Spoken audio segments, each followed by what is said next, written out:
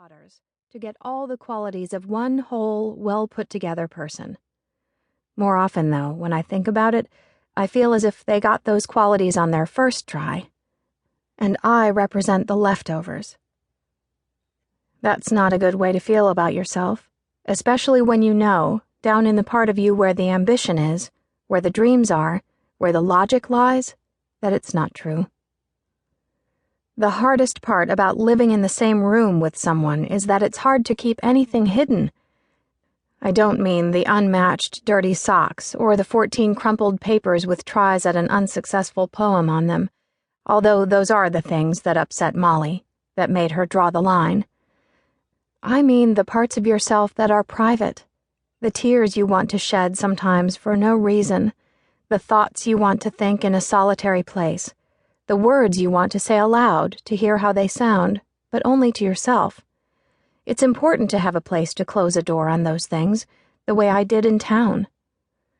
The house in town is still there, and it's still our house, but there are other people living in it now, which does something terrible to my stomach when I think about it too much. My room had red and white checked wallpaper. There is a place in one corner, by a window, where I played 3 games of tic-tac-toe on the wallpaper with a magic marker. Cats' games, all of them. I played against myself, so it didn't matter much. But it's funny how you want to win anyway.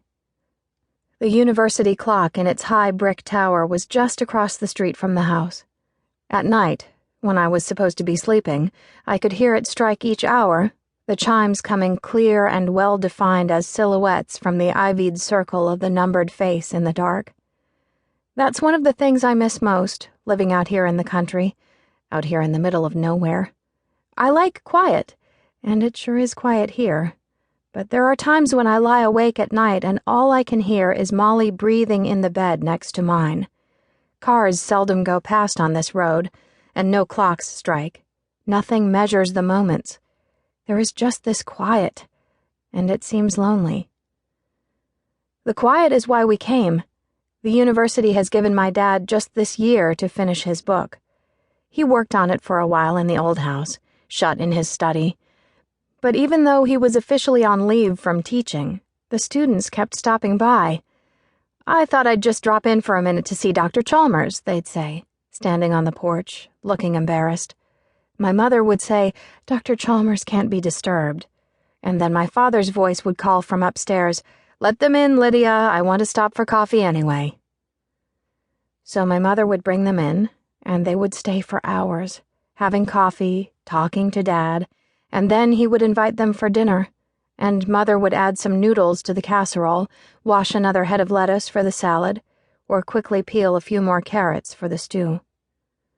We would take hours eating, because everyone talked so much, and my father would open a bottle of wine.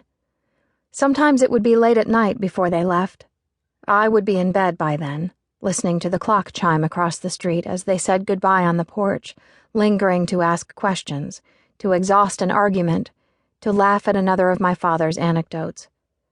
Then I would hear my parents come upstairs to bed, and I would hear my father say, "Lydia, I am never going to finish this book." The title of the book is The Dialectic Synthesis of Irony. When Dad announced that, very proud of it, at dinner one night, Mom asked, "Can you say that 3 times fast?" Molly and I tried and couldn't, and it broke us up. Dad looked very stern and said, "It is going to be a very important book." Molly said, "What is?" And he tried to say the title again, couldn't, and it broke him up too. He tried to explain to me once what the title means, but he gave up. Molly said she understood it very well. But Molly is full of bull sometimes. It was at breakfast the Saturday morning before Thanksgiving that Mom and Dad told us we were leaving the house in town. I had figured that something was going on, because my mother had been on the phone all week, and my mother is not the type of woman who talks on the phone very much.